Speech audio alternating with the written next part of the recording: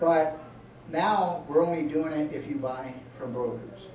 And that's one of the things that the company that we're dealing with, and I'm going to see in New York, didn't do.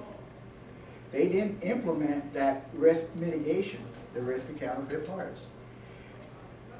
What's going to happen with this process? People will start going to jail.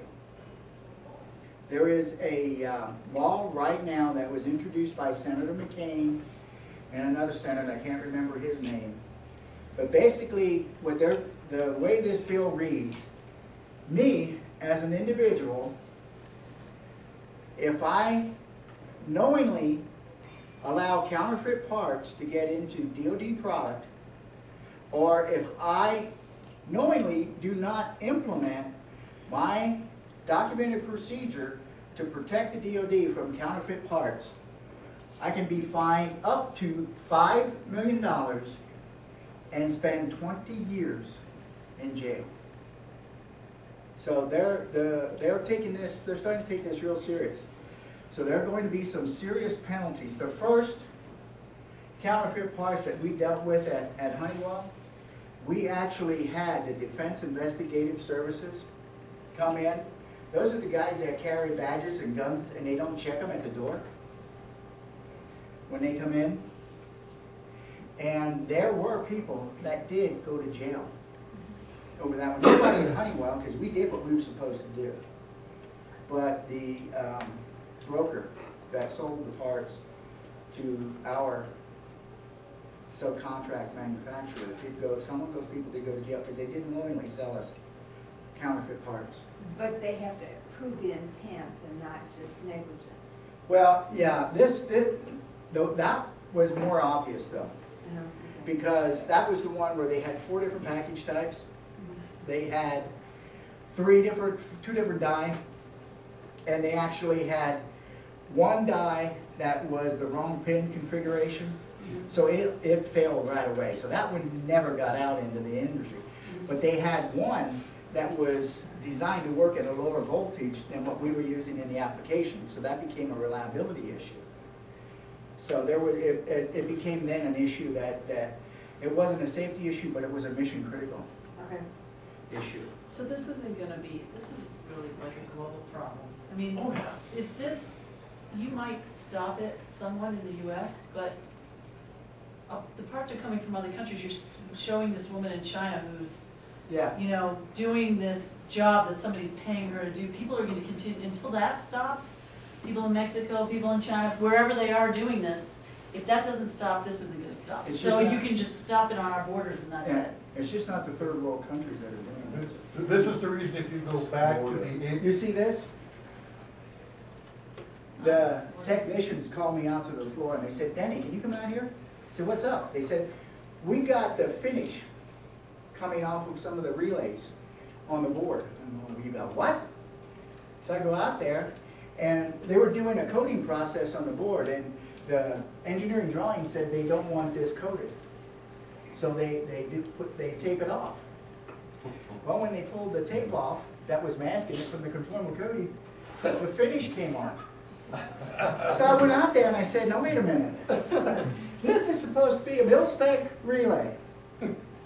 First off, that material's not right. This is like a brass material, and it's actually supposed to be a more of a nickel alloy. This is basically a solder finish, which is why it peeled off. This is supposed to be a nickel, bright nickel finish. We looked at some of these that were marked, and we could still read the marking. They were made in Italy. Come to find out, in Italy, if you make a part that's like an American mil-spec part, you can put the mil-spec part number on it. Really? You don't have to be qualified. You know, I've been so involved in this for so many years. The Italian government wrote a law that says to make it easier for our manufacturers' parts to to be able to be looked up in books all over the world, we're gonna stamp them with US mil-spec information so you can look it up and see the circuit.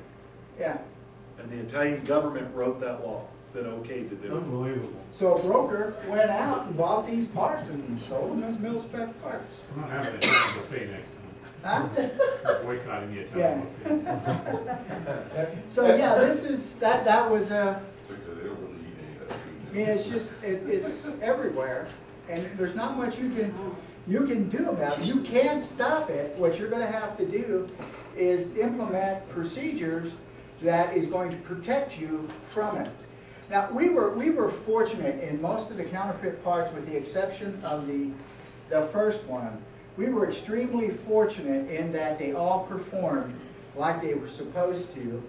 We went off and I had our reliability group and our engineering group do a risk analysis as to what the impact was going to be on the parts.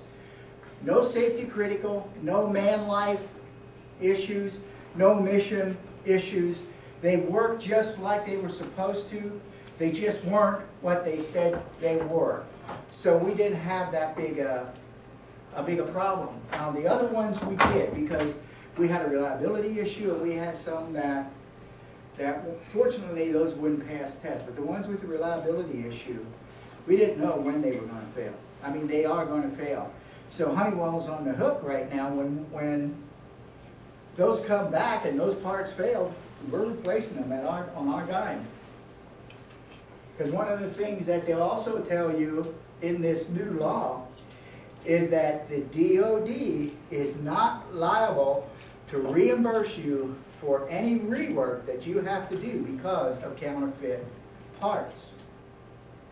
So it's really a big issue that has grown and expanded.